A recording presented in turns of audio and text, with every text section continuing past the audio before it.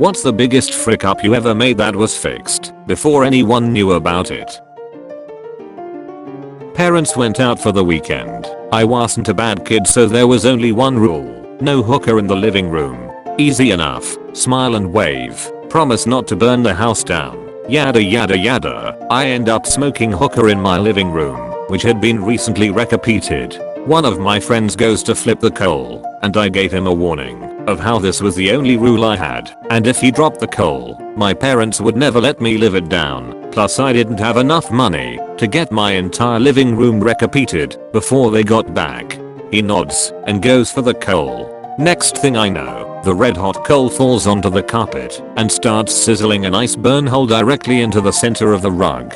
I jump for it, attempting to pick up the hot coal with my hands. I succeed in getting the coal back onto the hooker, but not before shooting a bunch of embers onto a floor mat by the door. The floor mat was a surplus section left over from the new rug, and luckily had the same wear and weave pattern as the area I had burned.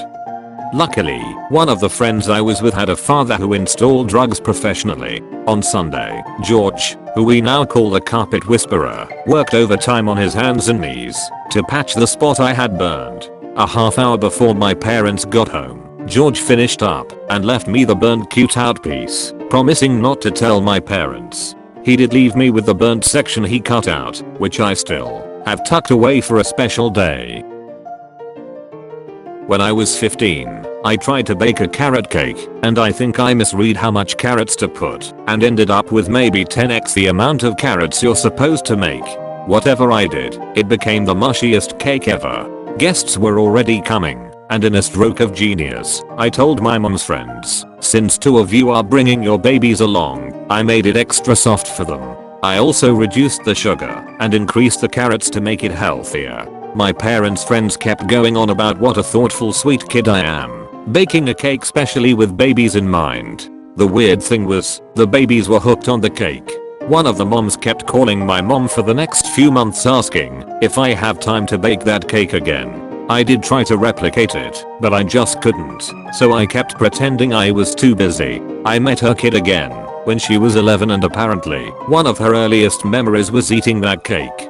Her mom told me I was the one who baked it for her, so she was really excited to meet me because in her memories, it's some mind-blowingly awesome cake that no cake has ever compared to. I had to burst her bubble and tell her what really happened. Late one morning I was going 68 miles per hour in a 35 miles per hour zone. Saw the cop on the side of the road and pulled over before he could even start his car or get his lights on. Came up to the window, said he's never seen someone pull themselves over and that he wished I ran because that would be more fun. 30 seconds later he gave me a verbal warning and sent me on my way. Lucky shit. Decided to get oil changed to see if it would fix rattle in car. After 30 minutes of waiting, the mechanic walks in and asks me how long it had been since I'd got the oil changed. I'd just gotten the car, so I wasn't sure. Well, I've worked here for 5 years and never seen a car driven in here with no oil at all. Not too long till the car would have just locked up. Glad I decided to take it after work instead of on the weekend. Accidentally deleted one of the master files for my business unit. Remember that one of my co-workers compulsively saves everything they do. Think 20 plus copies of a 1 GB file each with 1 or 2 extra variables. Found one with just an additional filter variable and all was good. I was writing a religion paper for high school and my mom really wanted to proofread it. I turned her down time and time again, but eventually let her take a crack at it. Thanks to her, I didn't submit a paper on the lion, the bitch, and the wardrobe. LMAO, this reminds me of my high school religion class, except I didn't realize, and my teacher got mad. It was a paper on homosexuality in Judaism and everything was professional about it, except I had to email it. I forgot I saved it homos and Jews. Still got like an 80, but man, that scowl on my teacher's face. Yikes. One night during my sophomore year of college I came home drunk and really needed to go to the bathroom. I shared a room with 2 other girls who were both sleeping at the time. Instead of going into our bathroom, I went into our closet and peed into my one roommate's laundry basket. The weird thing was I was aware that I was doing so, but didn't think it was a big deal. The next day I woke up and completely forgot until I went into the closet. Before she woke up, I took out all her dirty clothes which were now covered in pee, washed them, and disinfected her laundry bin. Luckily it was plastic, so it was easy to clean. Although she's my best friend, it's been about 4 years, and I've still never told her, waiting for the right time. Not myself but my dad had the story confirmed to me by him and a number of his friends who were there too, so definitely was true. He was on rugby tour with his team, and in classic rugby tour fashion, were being idiots in their hotel, drinking too much, being rowdy, that sort of stuff. At one point it ended up my dad chasing one of his teammates down the hallway. The teammate he was chasing was in the room right on the end of the hallway. They got up to full sprint. The teammate got into his room before my dad could catch him and slammed the door behind himself. My dad was 6'5" 5 inches, 195 centimeters, and weighed around 17 stone, 238 pounds in his playing days, so he was a big guy. He didn't have time to stop when his friend shut the door and ended up going straight through it.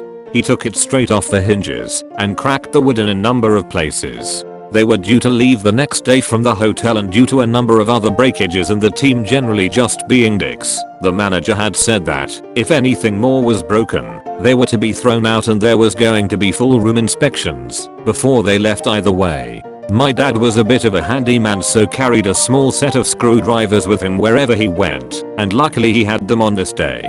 His teammates and him managed to screw the door/hinges back onto the frame. The issue after this were the cracks in the door. The door was a dark brown color with the internal wood just being some light brown cheap chipboard-like material. Due to this the cracks were very noticeable. One of his teammates came up with a plan.